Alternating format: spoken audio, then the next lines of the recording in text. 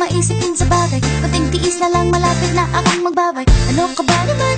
Ganyan-ganyan na lang. Wala ka lang alam gawin kundi magparamdam. Hindi ko na alam, ano pa dapat ang iisipin ko o dapat paano wag na lang. Tuwing gabi ka lang nagte-text, message ko walang effect. Nag-aantay